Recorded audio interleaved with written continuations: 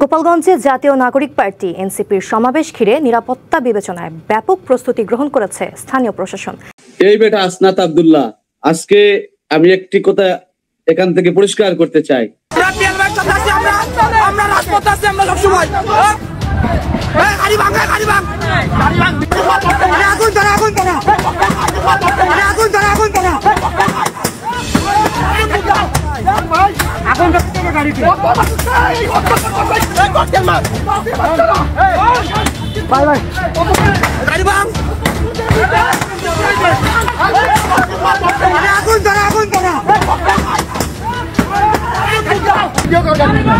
এদিকে জাতীয় নাগরিক পার্টি এনসিপির উত্তর অঞ্চলের মুখ্য সংগঠক সার্জিস আলমের মার্চ টু গোপালগঞ্জের ঘোষণা দেখার পর আওয়ামী লীগের কর্মীরা গোপালগঞ্জের প্রবেশের আগেই রাস্তায় পুলিশের গাড়িতে হামলা করে।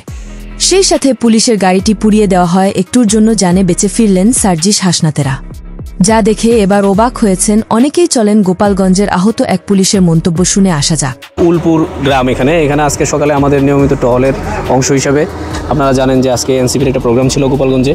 সেই প্রোগ্রাম উপলক্ষে আমরা রেগুলার তদারকির বাইরেও আমরা তদারকি করছিলাম। তো এখানে গাড়িটা আসার পরেই 40-50 জন লোক সমবেত হয়ে আমাদের পুলিশের উপর আক্রমণ করে।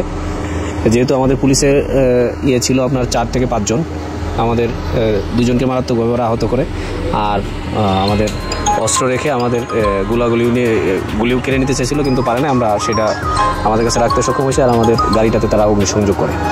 এছাড়াও জাতীয় নাগরিক পার্টি এনসিপির গোপালগঞ্জে আসার কথা শুনে এভাবে পুলিশকে ধাওয়া করা এটা কিন্তু সাধারণ বিষয় নয়।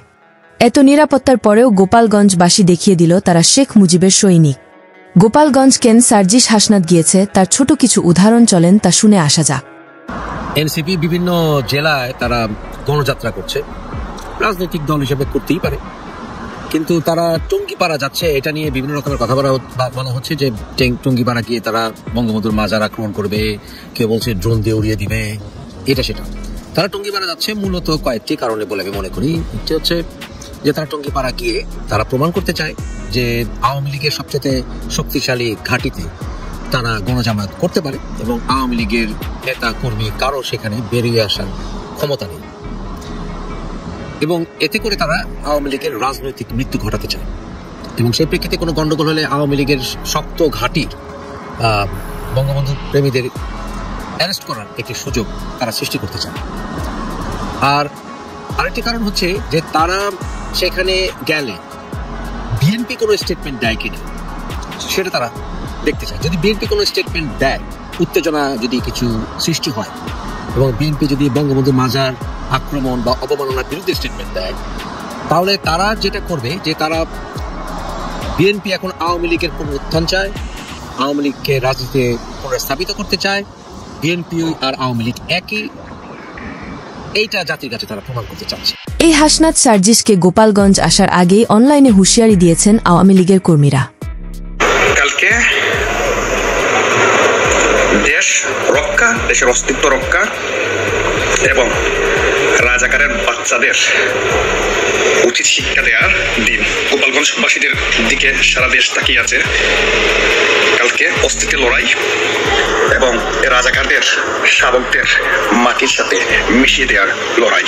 এই বেটা আসনাত আব্দুল্লাহ, আজকে আমি একটি কথা এখান থেকে পরিষ্কার করতে চাই। গত পরশুদিন একটি মিডিয়া নিউজে আমি দেখলাম যে আসনাত আব্দুল্লাহ বলতেছে এখনো জুলাই আন্দোলনের ছাত্ররা রাজপথে রয়েছে। যে আসনাত আব্দুল্লাহ 5ই আগস্টের আগে 3 বেলা খাবার জোগাড় করতে পারে নাই, বিভিন্ন মেসে গিয়ে 3 বেলা খাবারের জন্য হাত পেতে হয়েছিল। আপনারা দেখেছেন 5ই আগস্টের পর একটি ভিডিওতে সে একটি জুতা কেনার তার কাছে পয়সা নাই, কিন্তু এই জুলাইকে ব্যবহার করে এই দুর্দর্শী আসনাত আব্দুল্লাহরা আজকে শত শত কোটি টাকার মালিক।